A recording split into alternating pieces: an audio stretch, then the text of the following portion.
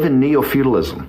This is not capitalism. This is where you have a underclass, right? A lumpen proletariat almost is taken care of by the state. You have the very wealthy, and you have this kind of neo-feudalist working class and middle class in the middle that pays for everything. And the guys at the top, we've socialized the risk, that $1 trillion of infusion, right? Remember, the balance sheet of the Federal Reserve on the morning of September 18th, 2008, when they're in the Oval Office talking, is $880 billion.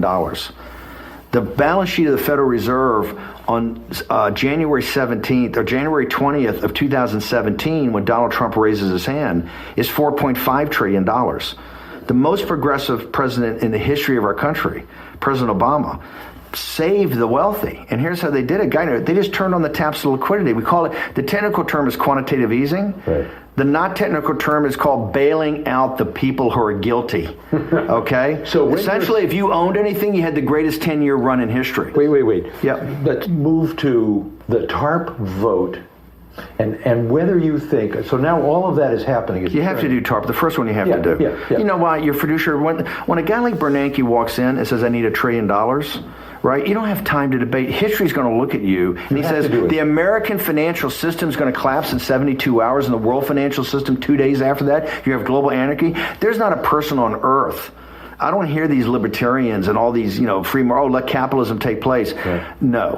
When they come in and ask for the first trillion in an emergency, I believe you have to say, okay, we got to do it. I don't know what went on here, but if you're telling me this is going to save me and at least get down the road, I'll do it. But remember, that's the first trillion. We kept on for another $3.5 trillion. $3.5 trillion. This is just bailing out the people that caused the problems.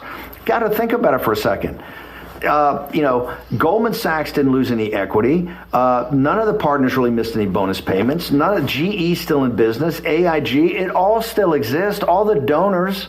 Okay, the reverse side of this, remember, there is a corollary to this. It's quite powerful. And we know from the notes of the Federal Reserve, a guy named Richard Fisher, the president of the Federal Reserve of Dallas, argued this in the room constantly. He said, by doing this quantitative easing, which you're just flooding the zone with liquidity, we will save the institutions.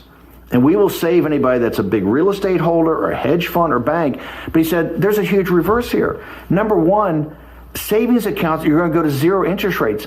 Savings accounts are going to go to zero. So 5,000 years of the Western tradition back to the Marty Bannons, which is be a good householder.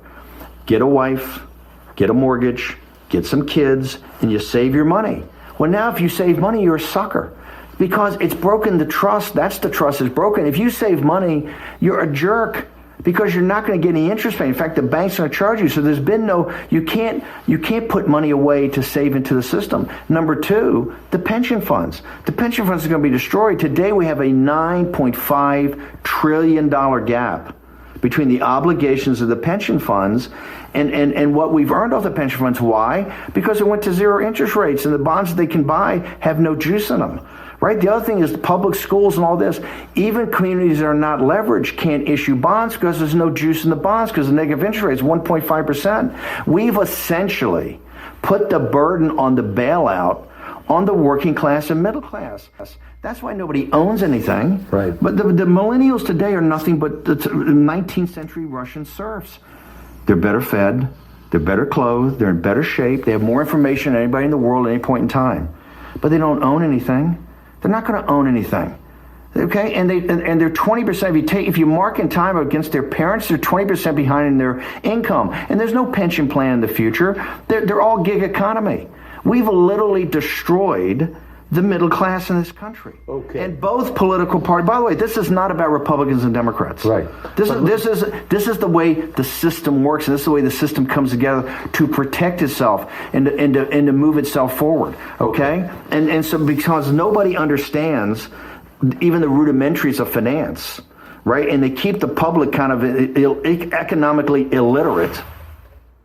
And so that was Steve Bannon's explosive and technical review of the circumstances that we have here in America and the pervasive layers of economic tyranny that we're dealing with in this country are going to be what ultimately suffocate us and take us down as a people and as an entire national enterprise.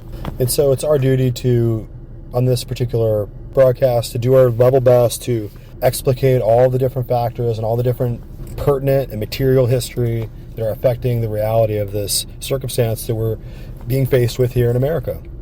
And this combination of destruction that is being imposed upon us is not just a random chance, happenstance events that are coming together in an unguided way, right? These are well-laid, profoundly sophisticated geopolitical weapons of war that have been directed at America since the 1800s, since Samuel Morse wrote his book on the foreign conspiracies against the liberties of the United States.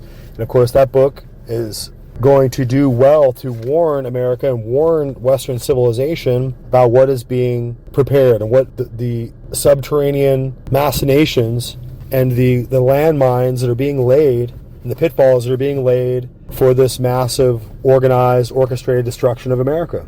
And it's been in play since the Holy Alliance, since the Congress of Vienna got together and Metternich and all the different sovereigns of Europe and the Pope and all the Jesuits, right? It was just an orchestration and a facilitation of Jesuit power established by all the papal knighthood orders there. And they're there to make sure that they plan in the centuries ahead for the resurrection of monarchical powers and for the destruction of popular democracy and Republican forms of representative self-governance. That's what it was all about. That's what the planning was for. That's what the entire contingency of the secret treaty meeting of Verona was about. And so we have to recognize that all the historical underpinnings of America's political success and the philosophical genius of the thought process and the academic acumen that was put in to build the Declaration of Independence and to ultimately arrive at a place where we could have the constitutional backbone of America's democratic and Republican legacy. Dave Bratt, I got Dave Bratt, the great Dave Bratt, up next, and we are going to talk a little bit here about my theory of the case when it comes to this country and our soul and this movement and Christianity, and then I'm going to toss to you and let you do your thing with Birch Gold for the last half hour. It's a great honor, sir, to be here to co-host this episode with you. I'm a huge fan of you've been filling in and doing a great job, so it's a great honor to be with you. Are you tracking where I'm going with this? My point here is, before we throw down, go balls to the walls, and go to civil war, with the federal government. Not saying that's what we're going to do, promoting, but it's talked about. And it's talked about casually. I don't like it because when it gets to that point, it's as real as it gets. Before we make that decision and go there should be 100-day sit-ins outside these Planned Parenthoods with Bibles from our Christian community. And it's a microcosm of our failure to participate in these elections. And if you say, look, I'm a dyed in the womb, I'm an altar boy, okay? I'm an altar boy from the Catholic Church. And I know the Catholic Church has all sorts of problems. No doubt about that. But I'm as Christian as they come, but again, it bothers me to hear Christians complain about the satanic takeover, yet they don't vote. Yeah. And even more so, they don't even really minister the gospel so effectively. Yep. Yeah. No, I applaud you. It's an honor to be on with you and with Stephen K. Bannon. And as he always said, and as you've said, in order to have a Judeo-Christian West, you have to have a Judeo-Christian West. And so we have a lot of work, right? I mean, that's what your frustration is. I'm an old man compared to you. I've been fighting this fight.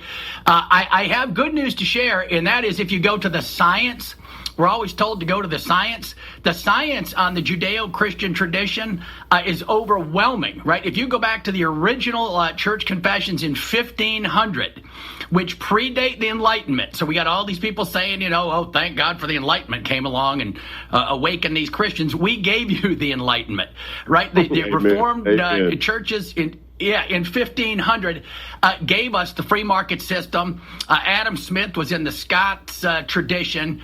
Let me give you a few things that the science say that the free market economic system gave us and that freedom gave us. It gave us women's emancipation in the workforce. It gave us the cleanest environment in the world. That was only brought to you by free market countries. And if you look today at the cross-country evidence, the rich capitalist countries are cleaner than the command economies, like China. Free market capitalism and the Judeo-Christian West also gave you all the hospitals, all the great research universities. We founded Harvard, Yale, and whatever. Go right on down the list, all of them. We founded Civil liberties, human rights language came exclusively out of the Judeo-Christian West. Let me repeat that one, human rights language. So I'm happy right now with this RFK Jr. thing, because sometimes we're talking past each other, and I feel bad for him, because the rest of that Kennedy family, I saw the signatures of the other. I don't see them out fighting for the country. I don't see them out fighting for the Catholic Church. I see RFK Jr., and I don't think it's a 2% thing. I think this thing is enormous. We have to remember our brothers there in the war room and remind you that the legacy of the free market capitalism that came out of the Reformed churches in the 1500s, especially the 1517, that particular year was the year of the Protestant Reformation, and the Reformed churches of which you speak are not a legacy that we can really hand over to the Roman Catholics, who were at war against this free market concept for many, many centuries, right? So the Catholics, under the leadership of the Pope, who's supposed to be the vicar of Christ on earth, etc., as the basis of your entire religion, ran Protestants and Huguenots and Gallicans and Albigensians and every other kind of Christian that wouldn't necessarily recognize the geopolitical and monarchical authority of the Pope over all the different nations of the world, right? Anybody who wanted to just see Jesus Christ as the Lord and Savior and didn't want to recognize the authority of the Pope was ultimately doomed to be destroyed by the Inquisition, right? So these are huge aspects of history that you guys just want to forget all about. You just want to gloss over and pave over and pretend like none of that stuff happened. Pretend like the Renaissance or the Enlightenment period was really ultimately a consequence of the nations and the peoples of the world coming out of the Dark Ages, as a consequence of the Inquisition and all the people being burned at the stake auto de fe. I know like the Google likes to say it was 6,000 people now, but we know that it was probably historically like 6 million plus. So you guys are reordering history and rewriting history and trying to act like free market capitalism and the genius of America's democratic documents and the eureka of American principles that allowed for freedom to become freedom for all is not something that is coming out of the history or as a consequence of the teachings of the Roman papacy or the Roman Catholic Church. The Roman Catholic Church had many, many centuries to achieve what America achieved, but they didn't, because they were only able to empower monarchs and kings and princes to send their knights out to butcher and slaughter all the peasants and all the illiterate villagers, right? They're just there to tend the fields for the landlords, etc. Right? So this Dark Ages burn all heretics at the stake, right? I mean, didn't the Jesuits have to take the Inquisition over from the Dominicans because they were so sick, and so the avarice for bloodshed and for murdering people was so insane? So no matter how you guys twist it on the war room and how you try to retell and revision history to be showing your Roman Catholic principles in the best light, it's a lie. And so it's because of the profound effort of the Holy Spirit and because of the Word of God that was finally printed after the Roman Catholic Church wouldn't let people read it, kept it in Latin, and even murdered people and killed them and burned them at the stake if they tried to attain pages of this forbidden book on the index of forbidden books. I'm sure I've said that before. I'm sure you've heard me say that before. It's a fact. And even though Google will begin to lie and the subterfuge of this technotronic age of rewriting in history, and we have AI now, and they can just show pictures of humans landing on Mars, even though we never did, right? You can show pictures of anything now. So now it's an era of revolutionary truth, right? The revolutionary truth. And of course, I guess we'll have to have Fahrenheit 451 soon so we can go through and burn all the books, because we can't have the artifice of ancient printed knowledge, or the recollection of ages past. We can't allow that to interfere, right? So try as I might, when we have a true understanding of the historical record as it exists in reality, and not parsed into weird political terms for use, right, as like some kind of backup propaganda for our war room show or whatever. Truth is that America existed and became a great nation against the odds and against the adversity of the universal geopolitical power of the Roman papacy throughout the world. And it was the Roman papacy who came down and sent letters of support to Jefferson Davis in the South and the Confederacy, because the papacy hated Lincoln. The Roman papacy was against Lincoln. I mean, you have to go back and read Chiniqui's famous book, 50 years in the Church of Rome. But you can see that the Roman Jesuit power structure had a problem with Abraham Lincoln before he even knew he was ever going to be president, when he was a young man as a lawyer. They hated him. And he, as a young man, and having self-educated himself for the most part, understood entirely how the political aspirations and the political hegemony and the geopolitical imperial powers of the Vatican, this is the proto-Vatican, right? Because back in the 1860s, it was the chair of St. Peter, right? It was the vicar of Christ, right? It was the entire construct of Vatican City hadn't come together and been incorporated yet. That wouldn't come until 1929, right? We always say that part. But as a loose general term, the Vatican being a word that represents and is understood as the Roman papacy and the Roman vicar, the prince of heaven, right? The Roman imperator of St. Peter, or whatever, right? However you want to understand this divinely gained and acquired power of the man elected by the Curia become the papacy, right? The fatherhood. This fatherhood, this papal power, would ultimately extend itself to be an unlimited instrument of authority. So that you could say that the doctrine of infallibility occurred, right? And didn't that occur after the assassination of Lincoln? I think it did. I think it was in the 1870s when the Jesuits and the Vatican masters, the Vatican control structure, power structure there, would declare that the man who sits in the seat of St. Peter is infallible and cannot err, right? And so that's why we have to take issue with Steve Bannon and these other individuals, and like Royce White. I guess you're just in over your head and you just don't know your history. And some people, they have to hold religiously, cult-like adherence to the principles at which they were raised with, because they have a monstrous guilt complex, and they can't repent. They can't turn away from the errors in their system of Roman ritualism and turn to the gospel and just be free. That's what Martin Luther did. That's what John Calvin did. That's what John Wesley did, or John Huss, right? He had all his followers, the Hussites, the people who were encouraged and inspired by his teachings about the Bible. And so you can see there were all these reformers who ultimately understood that the earthly and worldly pretensions of the Pope of Rome were just fulminations and the pretended powers of some other monarch, some other foreign power, right? It's like giving your political power over to the Chinese or to the Russians, right? It's just a foreign invading force that's there just to conquer you and set you up as some kind of satrap, as some kind of like vassal power that just serves them, right? That's what the doctrine of temporal power, the temporal and spiritual power of the Pope presupposes, right? The presupposition there is that everyone in the world, in order to get to heaven, got to obey the monarchical rule of the Pope of Rome. And so we can see that the instruments, the weapons, the geopolitical warfare that's being waged against America ultimately is this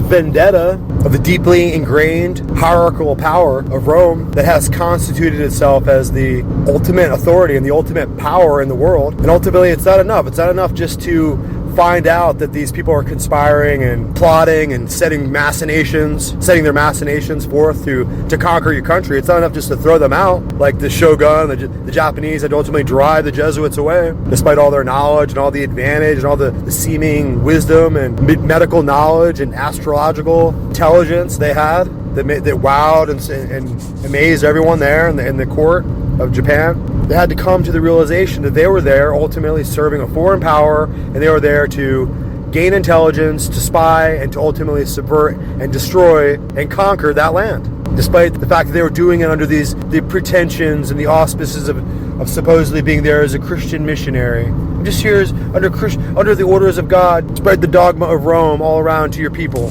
So this is them laying the groundwork for ideological indoctrination and subordinating the populace to a foreign power, causing them to rebel against their own princes in their own land. Another individual, another important historical figure, Gustavus Adolphus, right?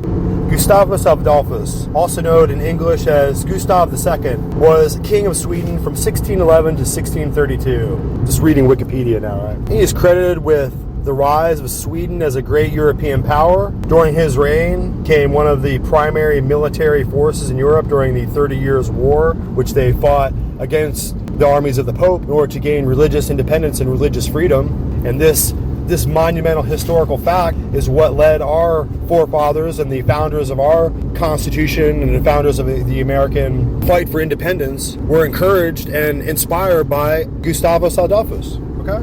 his fight, blah, blah, blah, helping to determine the political and religious balance of power in Europe. So Wikipedia is just so bland and so sterilized of any like needful information, right? But it goes without saying that in order for there to be victory over this physical, temporal tyranny that these individuals are bringing, that they brought to the imperial palaces in Japan, they brought to Sweden, right? And other countries, other great nations had to rise and to resist the absolute autocracy and totalitarian moves that the Roman papacy establishes in countries around the world. And so far from just being an outpost of religion, their archdioceses represent outposts of imperial power, and they have for a long time. The issue of the dollar, just on the inflation, I want to ask you, the way sort of I look at this is, yeah, a lot of this is a consequence, a natural consequence of the central bank and all that sort of stuff. But I also sort of look at it as a part of this Great Reset type project, this global oligarchy that we have, the BlackRocks, the Vanguards, all that sort of stuff.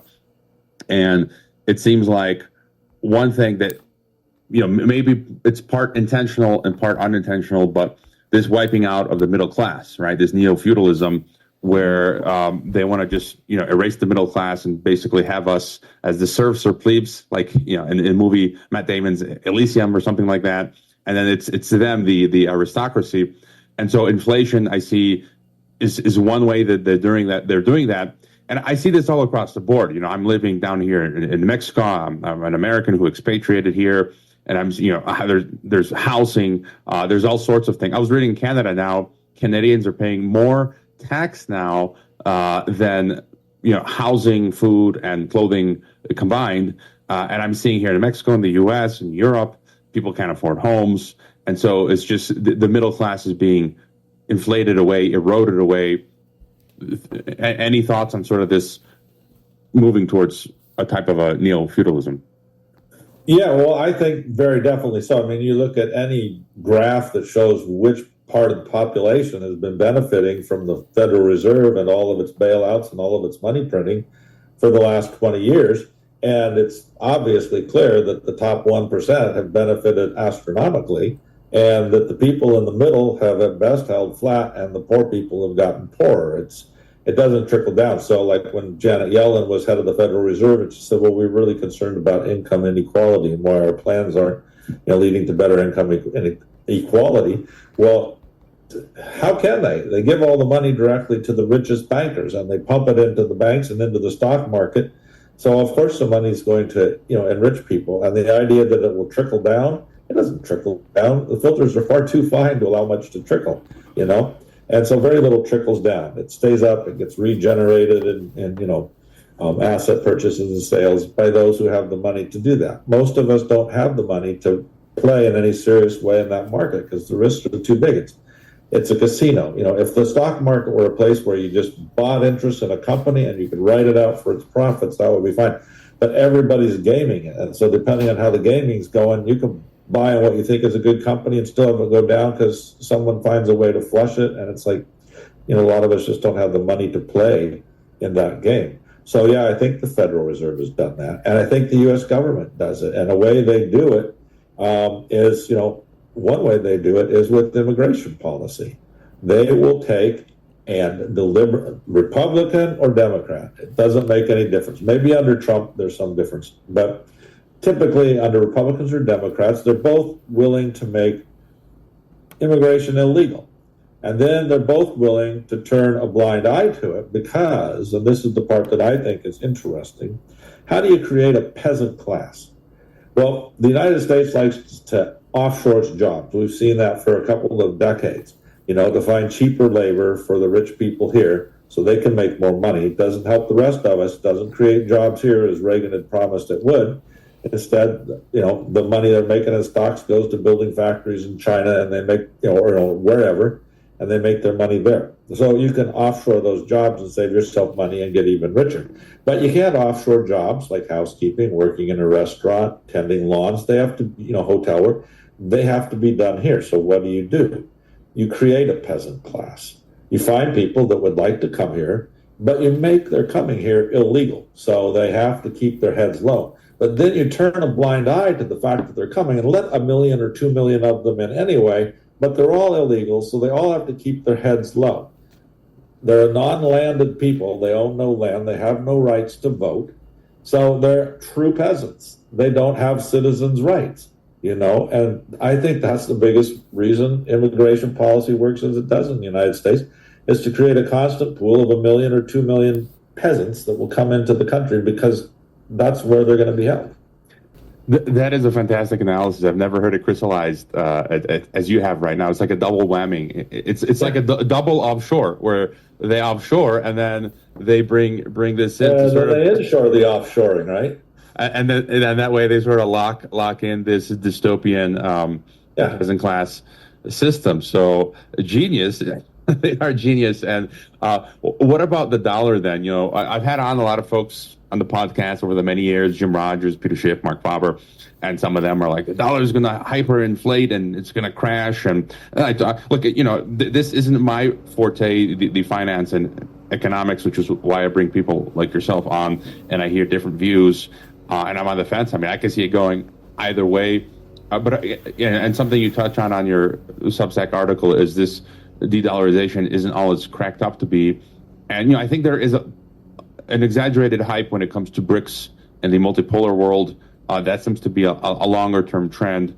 But there's a lot of people saying the dollar is going to become toast and BRICS is going to take over. How do you sort of assess the state of the dollar as the dollar itself, as well as the dollar world reserve, this process of de-dollarization and so forth? Well, first of all, I've made the claim over the last couple of years, particularly as the war with Ukraine started and people really started thinking the BRICS are going to take over, that they're not in terms of supplanting the dollar. And, people thought last year that they were going to have this big confab, which they did have, at which they would start a new currency. And I said, I don't see that happening, not now. And they didn't. They've refused to even talk about it. Now some people are saying it's going to happen again this year. I don't think so. Obviously the desires and reasons for trying to overthrow the dollar grow the more we weaponize the dollar. And, the more we mismanage the dollar, the more the things the Federal Reserve does causes people in other countries who finance in the dollar to have huge problems because of the Federal Reserve and what it's doing with inflation to fight it. Obviously, all these things are going to create pressure against the dollar. But first of all, you've got to recognize there's two ways we talk about the value of the dollar. One is its purchasing power, basically inside the United States, where we're talking about inflation. And that's a whole different metric than when we talk about the foreign exchange value of the dollar, because the foreign exchange value of the dollar is a comparative value. Compared to another basket of currencies, how's the dollar doing? Well, compared to another basket of major currencies, the dollar is doing fantastic, right? The dollar is still strong, and it's gone up in the last couple of years, so it hasn't whittled down at all in terms of that value. It's got ups and downs, it always does, but generally speaking, it's been holding pretty strong overall. But its value in the United States is crashing. It's hurting people who live in the United States. And then as the Fed fights that hurts people who live in other countries who finance with the dollar and now have to pay back with higher interest rates and stuff like that. So the inflation problem is one set of problems with the value of the dollar. The international value of the dollar on the dollar exchange is a whole different matter. And what's interesting is, while it's hard to believe that the dollar isn't going to crumble internationally as the global reserve currency with all of this pressure, the dollar hasn't lost any use at all in the last 10 years. I just published a chart in that article you showed showing the use of the dollar has actually gone up over the last 10 years, not down. And a lot of people are saying, well, it's gone down because China's taken over, the use of the yuan has gone up and up. Well, it hasn't gone up very much. It's like 7% of the currency, that's in use. And where it has gone up, it's gone up because it's taken, because the euro's gone down, and so it's pulled market share away from the euro, and it's pulled market share away from other currencies that have, like the yen, that have had serious problems. And so that's where the yuan has, gained market share. It hasn't gained any market share against the dollar. The dollar has still held its position. So in that sense, the dollar has been holding pretty strong, even in spite of the war over the last couple of years that this war has been going on. The dollar has still held that position as king dollar. Now, I don't think you can, keep weaponizing it forever and not hurt yourself, but it's a long haul to bring the dollar down with that form of collapse, and nowhere near doing it.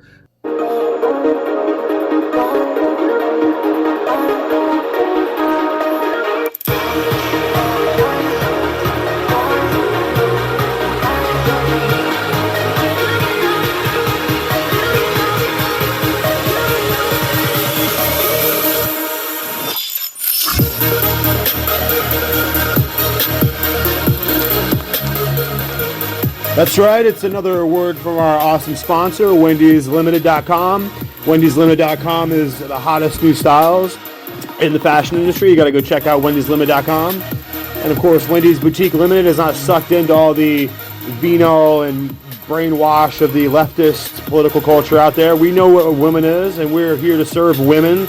We're not here to be deceived by fake-looking dudes, but dressed like women, right? No offense. And we're here to remind you that Wendy'sLimited.com is the leader in online boutique fashion design. We have our best selection of boutique couture, awesome designer trends, and the hottest limited catalog fashion anywhere. You got to come check out Wendy'sLimited.com. Our sponsor has been very generous and keeps us going here, so please come and check out the craze, Wendy'sLimited.com.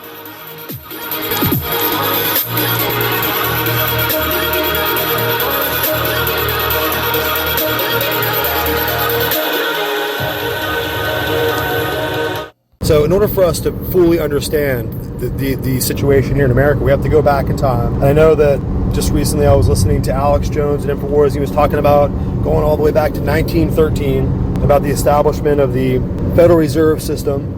But that's not where the story begins. That's really where the story ends, because that was the coup de grace. That was the final capstone, the final ultimate accomplishment of their mission to get the entire nation of America under one system of credit, under one system of financial enslavement. So they got the entire nation of America, which didn't exist previously, and after forging America as an entire nation, had the entire nation subsumed under this new debt obligation, the Federal Reserve System being a giant credit card where America, the entire nation, every individual will be borrowing money from a foreign power in London. But that isn't where the story begins at all. We got to go back to the 1850s and the 1860s and go back to the Civil War, because before this period in the 1860s and the Civil War, there was no one nation of America. America existed as several independent nations. These were the independent nations of America. So was Pennsylvania, its own sovereign nation. So was New York. So was Virginia. Before it was split into West Virginia and I guess East Virginia. Georgia, right? All these independent sovereign nations gave and allowed a grant of power to be given to the Federal Confederation. And the Federal Confederation had limited enumerated powers, limited things. 1, 2, 3, 4, 5. That's what you can do. We allow this confederated government to come together and do these certain powers, 1, 2, 3, 4, 5. That's it. Everything else that we don't allow the federal government to do, we reserve for ourselves as our own sovereign nations. And we give the grant of power to the federal federal government, and we also take it away.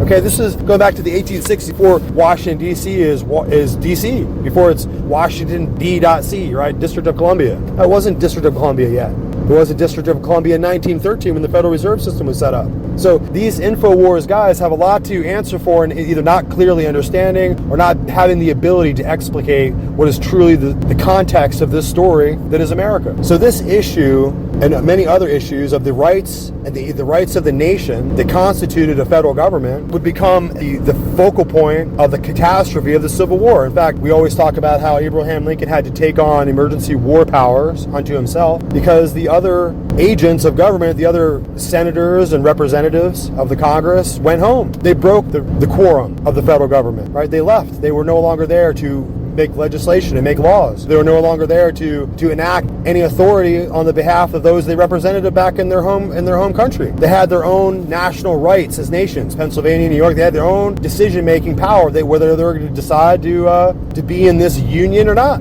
But afterwards, the federal supremacy would take over and they no longer had any right. to secede or to leave or to take back their grant of power that they gave the federal government. Am I missing something? I think I'm right on point. So during this period, during this struggle for power, when Abraham Lincoln is trying to hold America together and keep it from being split asunder and being destroyed, he enacts authorities that he does not have, and he takes powers that he does not have in the Constitution. And on some level, many called it a tyranny. Many said that he took upon authorities and executed power that he did not have. It's like a policeman deciding that you're guilty of a crime and decides to shoot you, right? Does he have that authority? Don't you need like a trial or some kind of a formality of law before the guy can just execute you, right? That's what Abraham Lincoln was doing, and God bless his soul for being a valiant fighter for liberty and having to deal with the situation. There was a total 100% disaster, and of course he promised that he would put America back together, the de jure, constitutional, regular government of America, where the executive branch just can't decide to make war whenever it wants, where they can't just run up trillions of dollars of debt whenever they want, right? There was laws and limitations and limited enumerated powers on this original constitutional government, which is no longer gone. That's why it's no longer here. Mark Levin said that we were in a post-constitutional era. I mean, he would know. So we're in an era where the constitutional regulations and the limited powers that we gave the federal government, they no longer have. They no longer have 1, 2, 3, 4, 5 powers. They have whatever powers they want. They no longer are activated by the authority that the individual nation states gave them. No, they took over the individual nation states and subverted them and submitted them to their federal power. So now the individual nation states of the United Nations of America became states. They became individual states in one nation. And so that's what America lost in the Civil War. In the ending of the sub-Saharan transatlantic slave trade, and in the catastrophe of losing hundreds and hundreds of thousands of Americans in the fight, the federal government ultimately was empowered to take absolute control over the entire continent. That's why you had this move towards manifest destiny, as everyone was pushed out west, and the wagon trains and the gold fever that hit and drove so many people out into the west to ultimately find and to tame the west, carve a new nation out of what was ultimately Indian territory at that time, right? So this is a very fast-moving, epic saga that is America's history. But in the background, the whole time, you have these interlopers, you have these subverters, you have these conspirators working in the background, ultimately to bring about the end of the American Republic and to establish the American Empire. And so that's what you're seeing there when you look at this whole situation with Abraham Lincoln. He was promising to put back the war powers and end the war powers that he started to use, the emergency war power, but they never ended. But let's be real. The emergency war powers that Abraham Lincoln started were never closed. They were even used by Donald Trump, right? So what is Civil War era emergency war powers? What are they doing still in use today? Right, that's the question we have to ask. That's the main burning question. Of course, before Lincoln and the war was ended, everything is being brought back into this kind of quasi-normalization in America. People who were enslaved were now being set free, and Lincoln is preparing to step down and to give up his emergency war powers and to become a constitutional officer once again, to become the unitary executive that just decides whether to sign or to veto. The call for war or the call for expenditure, the call for tax, or whatever the legislature draws up and sends to the president, he just signs or vetoes. But now, after Lincoln and his war power, the president is a legislator, the president is an executive, and the president is a judiciary, all in one, right? Because now he just writes up executive war powers. He has emergency authorization, military use strikes, etc. Authorization of use of military force. They write these old executive proclamations that allow for military action to be taken all around the world and allow for this globalized imperial military force to be policing all over the planet, to running our aircraft carriers up and down the Straits of Hormuz all the way over to China, right? Looking for problems everywhere in the world, pushing the envelope till somebody finally sinks a couple of our ships, right? Isn't that what's going to happen next? I mean, we're just waiting for the news drop, but I'm going to put that on this episode because I'll just refer to it later when I'll look like an Alex Jones genius, right? Because I was able to call the shot. I was able to see into the future and to see what was obviously coming. India looks like Britain trying to arrange India as a certain form of future ally. And I'll come back and talk with that because I think it actually relates to this current election. I think that Kamala Harris is a network asset prepared. Her mother was born right around the corner from the headquarters of the Theosophical Society. I'll come back to that.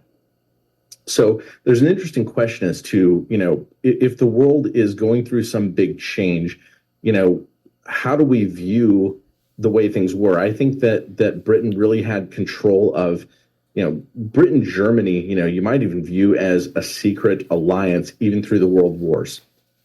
Even when Sea Lord Admiral Jellicoe, what were the big ships? Not like post ironclad, but during World War I, that could withstand cannonballs and all that. Dreadnought? Dreadnought. Thank you. There was one dreadnought battle, but it was basically the German ship ran away, but it looked like, Jellicoe could have just pounded it. And Jellicoe was removed from command after that, right? So, there's all kinds of things through the history of all this. Lots of British agents in Germany, lots of Germans in Britain, including the royal family, right? So, there's a lot going on there. I think that there was a giant consolidation of power. U.S. is sort of under debt slavery control from the City of London via the Federal Reserve. And I think after World War II, the U.S. is designated as the policing outpost of the British Empire. And maybe we shouldn't call it the British Empire. Maybe we should just start calling it the globalist empire at that point. But it's the same thing, right? We're talking about the same thing, but it developed through the British Empire.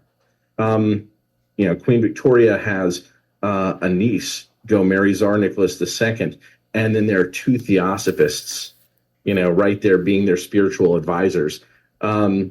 It looks awfully suspicious, and the fact that Trotsky and all these other communists were being trained in London looks awfully suspicious, more than suspicious. So you've got this combination of theosophists with British Empire direct, Lord Mountbatten, in a lot of these places where all this stuff is going on. Now, move forward to today. And we've just had this giant, what the heck was this pandemic, right?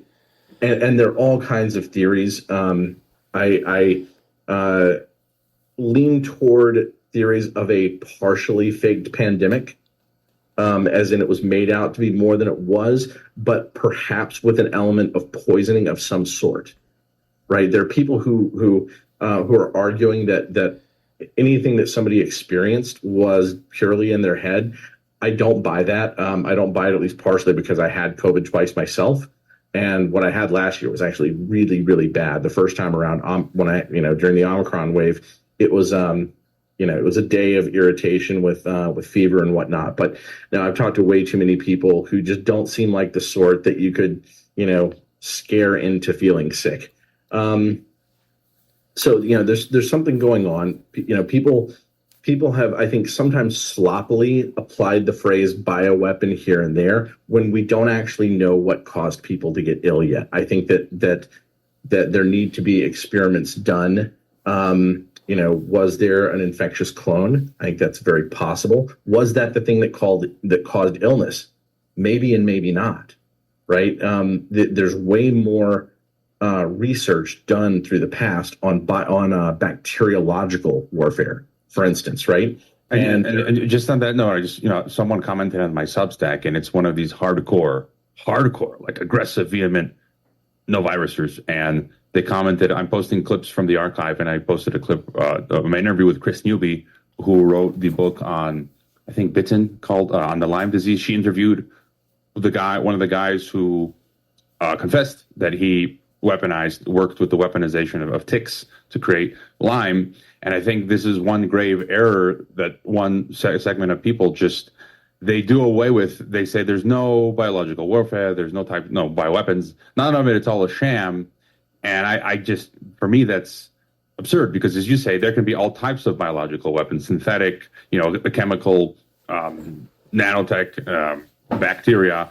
I've interviewed Jeffrey Kay as well, who he's done a lot of research of what, the Japanese did, I forget its name, Unit 731. Right, the stuff that Japan was doing. And so there's this stuff exists, and to just wave the hand and dismiss it, I think is not very smart. Yeah, and it may be that that more illness is ascribed to viruses than is from viruses. Maybe it is that it's bacteria is the vast majority of the story. I think already it's the majority of the story, but I think it may be even more of the story, right? Like something like that, right? So so now we're in present day. People are like, okay, was there a bioterrorism attack? Is that what this pandemic was? Is the vaccine the bioterrorism, or a bioterrorism event or something like that? Well, let's go back 40 years. I think that, if my theory of what the British Empire is, and especially reaching its glove through India, controlling India, and people can go back and look through my Substack. I have like a very long 2-hour and 40-minute interview where I go through all the evidence, or a lot of the evidence, of sort of a faked independence of India with Courtney Turner. People need to understand Gandhi was a British agent, right? He was trained at the Inner Temple in London. These are not conspiracy theory things. These are known elements of his background. And so many of the people who were there, who were leadership, were being trained by either directly British agents or Annie Besant, who was leading Theosophical Society engineering of India, specifically from Madras. And this is important because the Madras Corporation, founded in 1688, now referred to as the Greater Chennai Corporation, is the world's second oldest corporation, currently next to the City of London. Right? This is it's almost like British Empire is still there in Southeast India. And okay, well, it's Indians running that machinery within that corporation. But it's interesting to see how much of the elements that you might think of as social engineering or even global control come out of that little Madras area that they renamed Chennai. And that's where Annie Besant was. She was in Adyar, and specifically now there's the Besant Nagar neighborhood, and that is where Kamala Harris's mother was born, Shyamala. But I'll come back to that. So you can see that it doesn't take much, forecasting ability to see that America has been put into this circumstance and being grown and way past, right, into a monumental hypocrite, way past the limits of its own justification, the own principles of our own supposed constitutional government. We've way overshot our own existential purpose and just trying to make the world safe for democracy, right? And now you can see that in the background, we have the power elite working overtime to make sure they build up China. And you can see China was established, this new regime of Chinese communists was established in 1949. And that's 1 year after the establishment of the CIA, I believe in 1948 or 1947, right? And so at this point, the entire democratically elected government of China has to flee to Taiwan because Mao Zedong's revolutionary movement and their outrageous Machiavellian manipulation of the youth to ultimately start to murder their teachers and murder their own parents and murder their own adult leaders in China in order to enact this radicalized socialism, this murderous communism regime that you see in China today, where you could just be lined up against the wall and shot. You could have all of your social media accounts deleted and destroyed, right? No longer be able to function in society. You could be run off to a Uyghur camp. And all these elites in America, all these builders of Apple phones and all these makers of Tesla batteries, right? All the corporate elites are just becoming billionaires off this penury, this slave labor in China that's being used. And of course, they're developing and stealing all of our technologies. And like we always said before, Mao Zedong was a Yali. He was a Yale in China, a Yale campus in China student, who ultimately he was going to be educated by Yale University. And so you can see that this establishment of communism in China exactly reflects the same work from in the early 1900s and 1910 through 1917, the work coming out of Wall Street in London to ultimately overthrow the Tsar of Russia and establish an unhuman, and bloodthirsty Bolshevik communist regime in Russia. And ultimately, you can see that all these Wall Street bankers, Brown Brothers and Harriman, Skull and Bones bankers, were sending gold bullion over there to make sure that Bolshevik communism was set up in Russia. And the same thing happened in China in 1949. The same influences out of Yale, where Skull and Bones exists. The same influence out of Yale with Mao Zedong himself being a Yali, being a Yale and China student. And ultimately, this historical reality that George Bush, the Skull and Bones member, Daddy Bush, when he was in office, he did not help defend democracy, and he did not make the world safe for democracy in China, and he didn't help defend Republican ideals and Republican principles in China when they had the Tiananmen Square uprising. The Tiananmen Square uprising was the Chinese people reaching out to the West, reaching out to America, reaching out to the lauded principles of constitutional independence and political liberty that America was supposedly so famous for. They even built a miniature replica of the Statue of Liberty in Tiananmen Square, and Bush authorized and gave the nod to China for them to roll out their tanks. Okay, it's obvious. It's obvious that Daddy Bush, Skull and Bones, papal bootlicker, George Bush was not going to interfere with the establishment of a bloody, virulent, and violent form of Stalinist communism in China, right? He wasn't going to interfere. And not only did he not interfere, but he sent his deputy, Scowcroft, over there to shore things up and make everything good after they rolled the tanks out and killed 20,000 people in Tiananmen Square. Nobody really knows. They just ran the tanks over them and just ran everyone over and killed everyone. And even to this day, Google won't let you look at the pictures, right? To make China's feelings feel better, right? Right? And these are the same guys, these Skull and Bones guys, these William Russells, right? Or Lord Sir William Russell, right? These bloodline families who established Skull and Bones are the same ones who ran the opium wars against China originally, right? They ran the first and second opium war and just treated China like an old broken whore, broke them with heroin and stole all their silver, right? And then to make matters worse, when Chinese democracy and the republicanism of human liberty and the zeal of American liberty and freedom got tested in China, did the American president, the Skull and Bones American president, defend democracy in China? No, they let it go. They backstabbed the Chinese people. And now we're in the process of letting Taiwan fall, which is ultimately the Republic of China, which is the true de jure democratically elected government of China, right, was run off to Taiwan. And ultimately, you can see that this tyranny, this conspiracy to destroy America and to destroy Western civilization, and democracy and self-governance in the West is going to surely allow Taiwan to fall, right? That's what they're going to do. I don't see anyone stepping in. I don't see any one of these defense treaties that are there to protect Taiwan. I don't see anyone doing anything to prepare to intervene for this Chinese invasion of Taiwan that's about to happen. And so all these things are consequences of the geopolitical power and the machinations and the plotting and planning of the Jesuits throughout history, throughout time, throughout the last century. And this Skull and Bones boy, they're just operators and traitors against America, and they're here to ultimately betray America and establish the geopolitical supremacy, the temporal and spiritual power of the Pope throughout the world. That's what the knights, the papal knights do. That's what the Skull and Bones men do, and that's what they're all about. That's what their main agenda is here. They're not interested in salvaging America. They're not interested in salvaging American economic strength. They've already destroyed that through the Federal Reserve System. And so this Federal Reserve System in 1913, when it was finally going to come into place, it represents the absolute total control of European powers, of European papal princes and papal knighthood orders over America. Before this period, there were several banks in the different independent nations of America, right? The several colonies who became independent nations ultimately had their own script. They had their own coinage. They had their own money systems, right? You could have, in the South, during the Civil War, you would have Confederate dollars. And in the North, you would have Abraham Lincoln's greenbacks, right? You had different banks competing for the usage of their currency, and the value of it may be strong or the value of it may be degrading, right? Depending on how much faith they put into that particular money.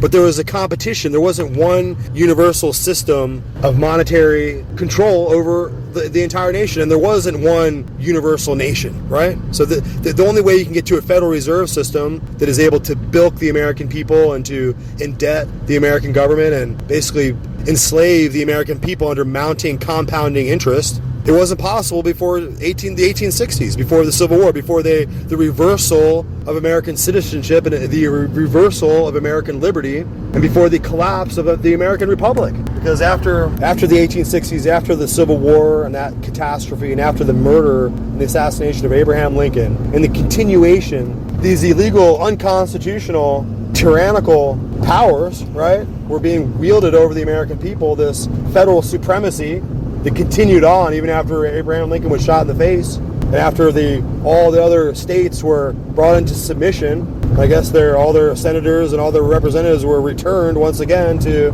Washington, D.C. to serve there.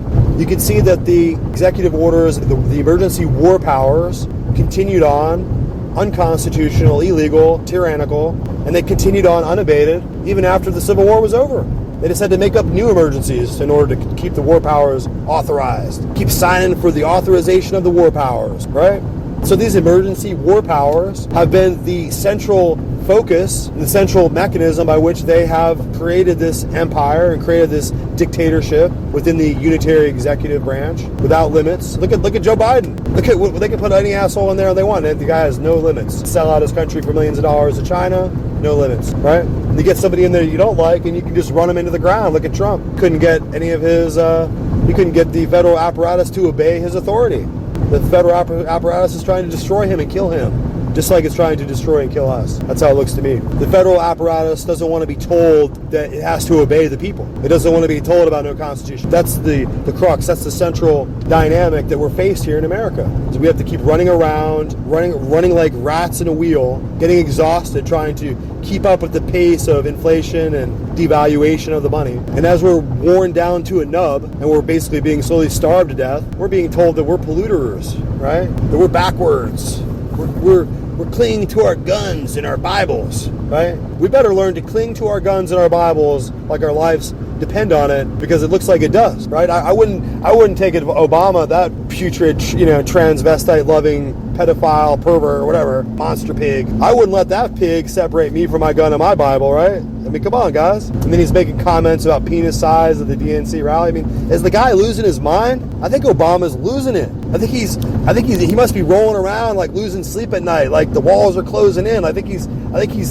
right? Pressure's crushing the guy's skull in.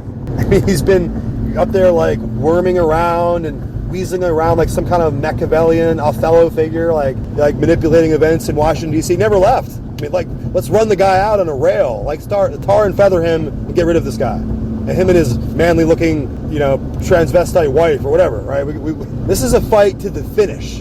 If we're not willing as Americans to do what it takes, we're not going to have a country, guys. That's what I feel like I'm Donald Trump, or I'm saying Donald Trump lines. But this is what it comes down to. I mentioned the Trump clip. Now we got to get back to the serious stuff.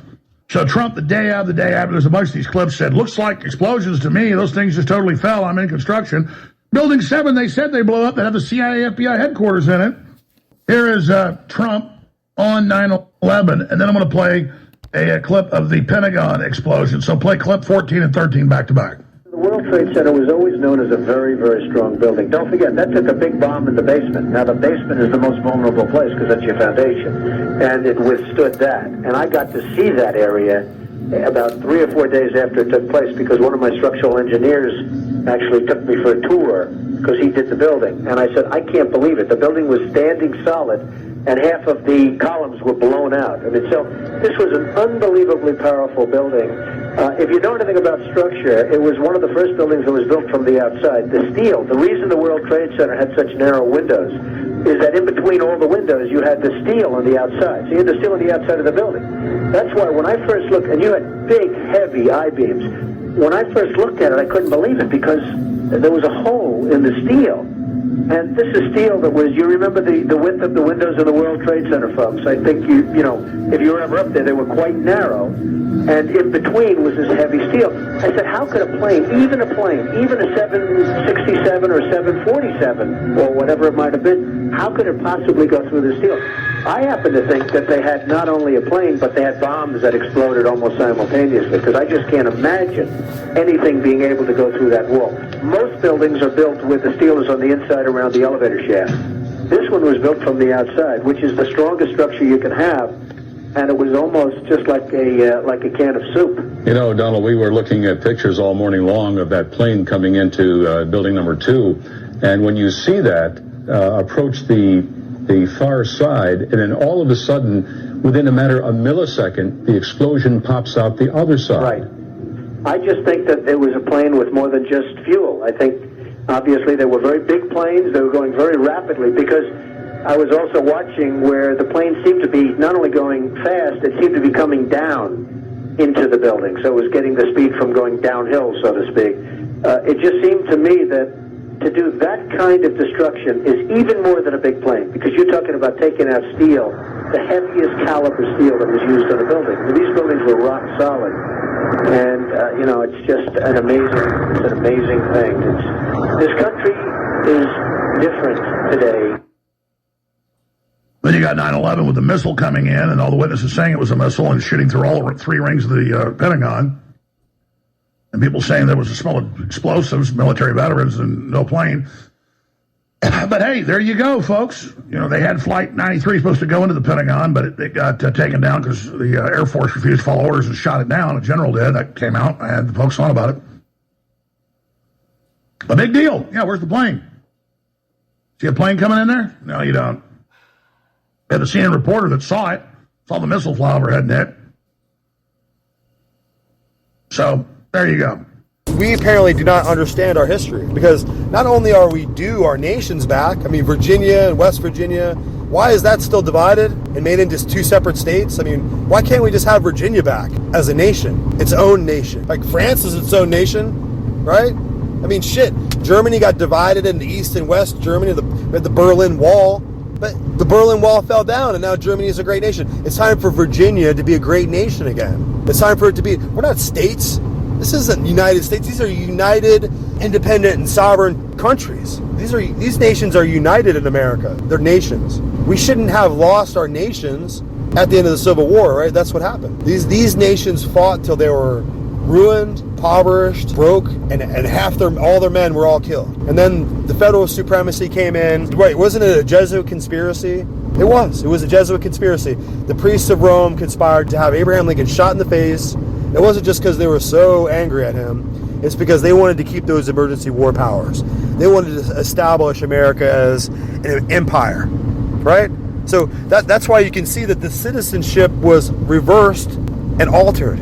So you weren't citizens of Pennsylvania anymore, your own nation. You weren't citizens of New York, your own nation, right? You lost your nation. When you lost your citizenship to your own nation, when Virginians were no longer citizens of Virginia, then you lost your country, right? I mean, the constitutional republic, the de jure establishment of independent United Nations here in America was lost. That's how we started to become citizens of America, this generalized, generic term of all the collapsed nations in as one block.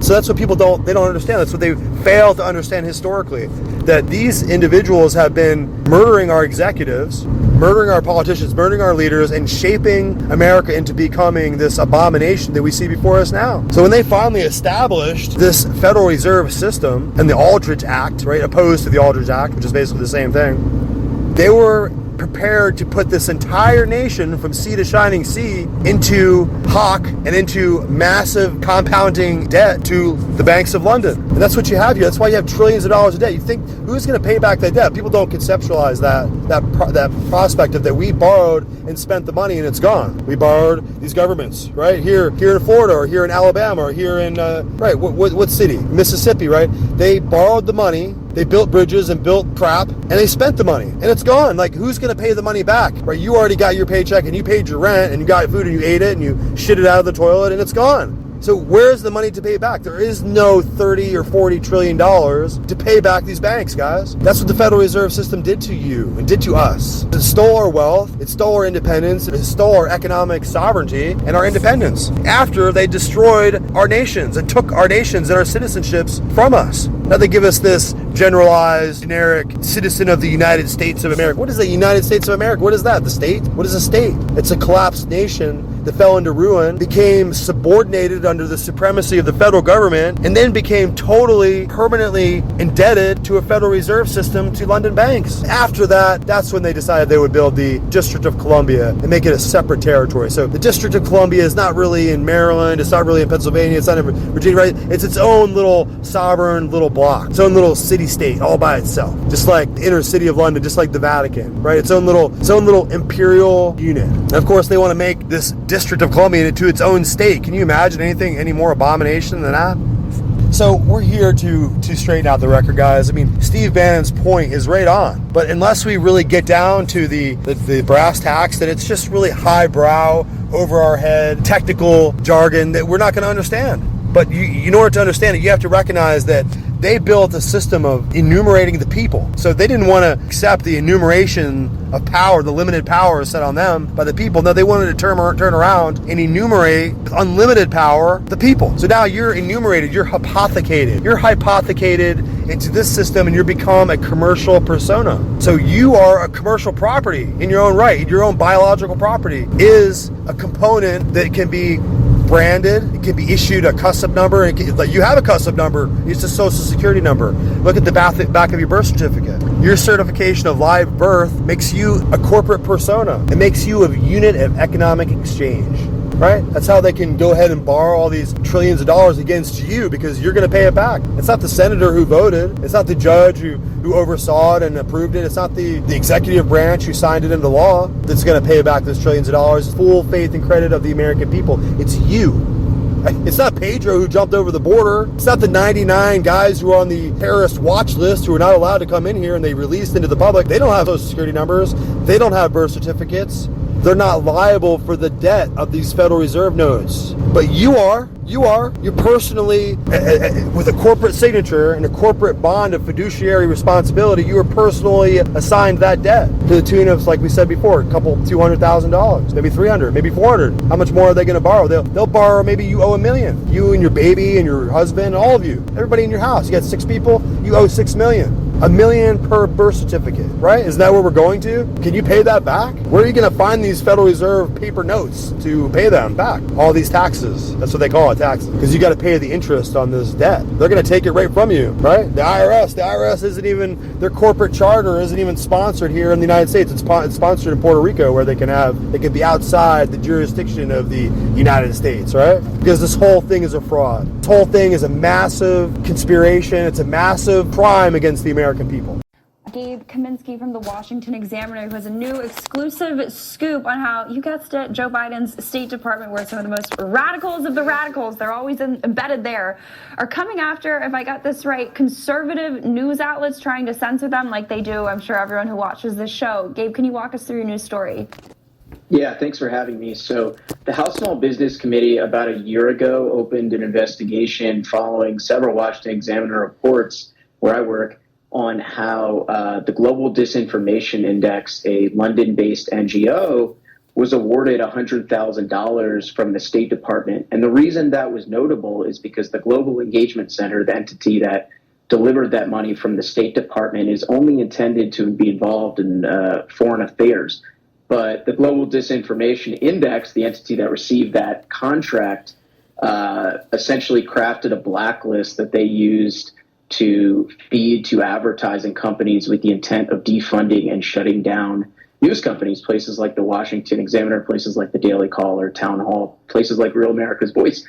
So that prompted this investigation to open. And what we learned actually through the congressional inquiry that began is a new report that came out that Congress had provided to our outlet that we published, that shows that the State Department's Global Engagement Center was involved in a secretive group chat with Kate Starbird, a University of Washington professor known kind of under fire from the right for censorship, Clemson University, the Poynter Institute and Snopes, and in that group chat, they essentially, an email server rather, Google Groups, they discussed ways in which, or rather specifically, they discussed their disdain for the Daily Caller, and they alleged it was a outlet of white supremacy, and were critiquing conservative media. But the real thing is actually this: it's not what they were saying in this chat. Certainly, we might take issue with that. The issue is that the State Department at all would be involved in a group chat discussing domestic news outlets because they have a strict mandate to be involved in international affairs. There's, of course, news breaking today that Australia is reconsidering instituting what is about a 5% fine on the revenue of social media platforms if they don't, censor their content in accordance with the, I guess, similarly, if not even further to the left radicals in the Australian government. But I want to draw the through line here, because in that story, the buried lead being that the issues that they're most concerned about were election integrity and public health, i.e., COVID and vaccines. So what are the sort of topics that you think that they're really honing in on and focusing on going after just from your reporting? Yeah, so what we have seen specifically with the Global Disinformation Index, the British group at the center of this investigation, are things like election integrity, COVID-19, or, well, that was a major topic, but vaccines in general, or even just things such as the transgender agenda. We actually saw that the Global Disinformation Index, the State Department-funded entity, flagged several just opinion articles that they disagreed with. They even flagged something as disinformation that was a social science research study saying that on average, Republicans were more happy and satisfied with their lives than Democrats. Apparently that's disinformation, even though it's a social science statistic. But I guess the point rather is that they're flagging news outlets that aren't, they're flagging even just opinions they disagree with. And that really is also the heart of the issue. Well, and I want to sort of broaden the critique out. We always say on this show, the censorship industrial complex, it is the Praetorian Guard, right, for the Biden regime, the best example being the Russian disinformation letter about Hunter Biden's hard drive. But we see the FBI sort of up to their same old tricks. You had another great story linking Tim Walz to, believe it or not, the Wuhan Institute of Virology. I guess we said COVID, so we'll go there. I'd love if you could walk the audience through that story. But the more important part being that the FBI has refused to cooperate with congressional investigators, i.e. Jim Comer, in terms of trying to get documents on this story and other concerning ties between the CCP and Tim Walz. Yeah, that's right. So last week we reported at the Examiner that as the governor of Minnesota and through his time in Congress, Tim Walz has frequently promoted and attended meetings and actually secured funding for an entity in Minnesota called the Hormel Institute. It's a research institute. And what we found is that the Hormel Institute has direct ties to the Chinese government. It actually partners frequently on academic journal studies with the Wuhan Institute of Virology, of course, a Chinese government-run institute at the center of the COVID-19 lab leak theory, something the FBI determined last year was the most probable cause of the origin of COVID-19. Not only that, but actually Fox News had reported prior to a revelation in the Examiner that the Hormel Institute, the entity that Tim Walz promoted, also has collaborated with Beijing Genomics Institute, which is a Chinese military-backed company, something the Pentagon actually earlier this year made that designation. And so, by the way, adding to further, the executive director who recently resigned from the Hormel Institute, the entity, again, that Tim Walz awarded money to, he resigned in 2019 from that group because the FBI began investigating him and his failure to report foreign backing on academic grants. All that is to say, the group that Tim Walz awarded money to has ties to China's government. As a result of that, today we had reported that James Comer, the House Oversight Committee chairman, is attempting to get documents from the FBI on the entities that are linked here. But again, Comer actually isn't solely looking just at the Hormel Institute. He's also looking at the fact that there's reporting that Tim Walz has taken 30 trips to China over the years, including for his honeymoon. He's often praised, been sympathetic to China, and he also took a paid teaching fellowship in the past in China, and also took students on a partially Chinese government state-funded trip. And so Comer listed a deadline of September 19th. It's very rare that the FBI or any agencies comply with these lawmakers, but it'll be interesting to see if it heads to subpoena territory for sure. It's Russia, and here too, obviously, we see, foreign election interference is now not just a national emergency, but seems to be the only talking point that the Biden regime, especially the DOJ, has. But when you see this, agitation, right, in the vein of foreign election interference, Russia, and we just laid out whether it's, the Brits and the Global Disinformation Index, China and their, vast United Front Work Department, what they've got going on here. As an investigative reporter, I mean, what would you say to the Biden DOJ if they want to get serious about foreign election interference? Well, look, I mean, I think our reporting and other outlets have clearly walked through examples of Tim Walz's ties to China. I would even note that we reported earlier when Tim Walz was just announced as the VP nominee, that he has a long-standing relationship with a Muslim cleric who has a history of promoting anti-Semitic content on social media, shared a pro-Hamas, Hamas official press release on his Facebook once, shared a pro-Hitler movie on his Facebook as well. So there's foreign influence ties for a lot of lawmakers. Certainly Tim Walz, we found.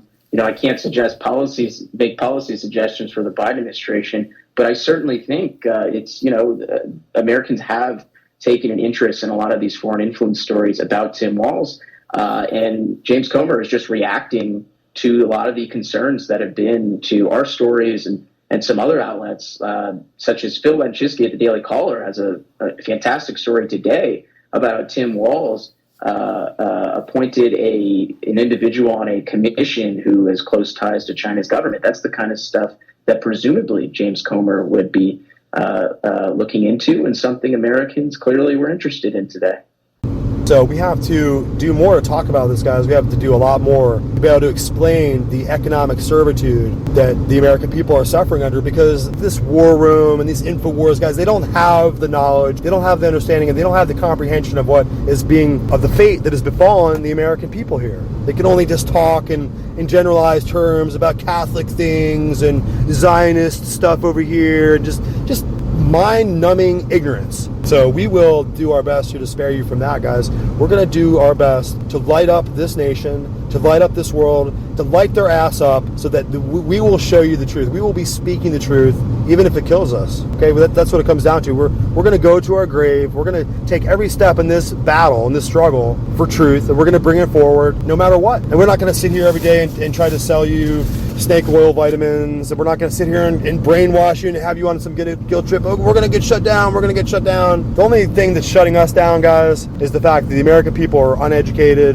and they're being bamboozled. They're being ill-informed on every level with this agitprop of InfoWars and this constant, incessant agitation and this call for the people to be enraged by this invective that we're hearing from the war room, but with no solution. Just, come back to Roman Catholic Christianity. Listen, Roman Catholic intrigues and assassinations and the power elite and the nobility and the royalty and the Illuminati coming from is ultimately an ultramontane power are the same individuals who are working from one generation to the next to enforce the Council of Trent, to enforce this Jesuitical doctrine of total geopolitical supremacy over all the world in the name of the Pope and of true religion, right? And Christian dogma, as they see it. But when it comes down to having this establishment of free markets, the establishment of democratically elected institutions, and the protection of individual liberties, individual soul liberty, under the primacy, under the enforcement of constitutional law, giving people habeas corpus rights, etc., are not products of Roman Catholic thinking. They're not products of Roman Catholic St. Augustine type doctrines or teachings. They're the products and the result of the Bible, the Protestant Reformation, and the rebellion of humanity against the abuses and the bloodletting and the violence century after century after century after century, and the Inquisitions and the horrors and the atrocities committed against millions and millions and untold millions of human beings throughout history, including the entire slave trade, which was authorized by the Pope, which was authorized by the entire hierarchy and justified by the entire Church of Rome. It was explained away by all their theologians, and the same was true in Islam. Islam made it their central doctrine within their ill-fated and horrifying idolatry. It made their central tenet to enslave as many people as they could find. And they were one of the prime engines moving the horrors of the transatlantic slave trade were the doctrines of Muhammad, the doctrines of slavery of the Kafirs, slaveries of the infidels, blah, blah, blah, blah, blah. The Barbary pirates enslaved so many Europeans that it was just an abomination, right? So we can't say that this Emancipation Proclamation of Abraham Lincoln was in anywhere related to anything Catholic or Roman, but was totally the opposite. The Pope came down and supported the Confederates, wanted to see Abraham Lincoln defeated. So we've got to get our facts right, guys. There is no form of republicanism here that we can embrace Roman Catholics into our party, but it wasn't. But this party was established ultimately by Protestantism, by the thinking of those who were not going to accept the authority of Rome. Straight up. And a lot of you Catholics out there, you're not accepting the authority of Rome now. So stop trying to Catholicize us, right? We're not going to be brought under the submission of your tyrannical papal overlord. Where nobody's going to believe in these. You got to put your lights on. Nobody's going to believe in your supposed vicar of Christ. Nobody wants to pray to Mary. Okay, Mary doesn't sit up in heaven and listen to your prayers all day and vex herself over going to Jesus to protect him from his anger. Or protect them from your wrath, oh Jesus, because Mary is here, right? All these abominations, all this idolatry, all this false Christianity, it's got to be brought to account. That's why America is in the condition that it's in. It's you Roman Catholics who need to turn away from Rome. Stop expecting us to walk over there and jump into your bondage and put your shackles on our wrists. We're not going to do it. Stop expecting people to walk over there and embrace your ideological fascism, right? And your spiritual tyranny and your dictatorship of blood, right? And the slaughter of millions of innocents during the Inquisitions, right? Because you had to enforce your absolute dictum, right? Your dictatus papae, right? Nobody's going to accept the dictatorship of your Pope. Nobody. And I guess all of you who are willing to get on your knees and to pretend like that's some kind of, form of Christianity that's acceptable to God, then you're the same individuals who get on your face and pray to Allah, right, in order to save your head. You're the same individuals who you'll do anything you're told because you've been convinced of this absolute absurdity, and you've turned away from the authority of the scriptures and the written word of God. You've doubted that he was able to keep his own authority, keep his own written word. You doubted the gospel, and you wouldn't believe. It's doubt and unbelief that causes you to continuously turn towards these paganized, Romanized systems of idolatry all throughout your archdiocese. Like, what kind of thing is that? I'm trying to look at my Bible. I'm looking for an archdiocese in here. That's Romanism. That comes from Rome. That comes from Caesars. That comes from the legions of the Roman armies, right? That's where you guys are Zeus worshipers. Let's face it. You got Jupiter up in the Vatican. You're calling it St. Peter, but you're a bunch of liars. You can't even cope with your own lies, right? You've been fed on a diet of deception, and you want us all to feed on it too. And we're not. Our eyes are open. And you're trying to draw us back into this idolatry, into this deception. Here, you come out of your deception, you leave Rome. You want to join America? Leave Rome. That's in Italy. We're over here. We're in the Western Hemisphere. So leave Rome, leave European ideology and that emperor worship of the Vatican and that geopolitical manipulations of their Jesuits all throughout the world on the left and on the right. The Jesuits are the uniparty. So let's stop deceiving yourselves first. Stop trying to deceive us here in America. Let's talk the truth. We're not going to accept the sovereignty of some foreign monarch. Okay, we here in America, we the people are the monarchs. We are the sovereigns in this country. We decide. I decide in my home. I make the decisions. You decide in your home. Together we go to the ballot box, and we're not going to have our ballot liquidated out and watered down and manipulated and cheated. Right? That's treason. Whoever's behind that, whoever's doing that, we need to hang them up by ropes. Right? That's a simple fact. Anybody who's trying to get in there and cheat to have their candidate put in, I don't care if it's the right or the left. We should hang you by a rope. That should be sacrosanct. Everyone should know. Just like a kindergarten classroom or anything else. People should understand that it's sacrosanct. It's not to be touched. You should leave it alone.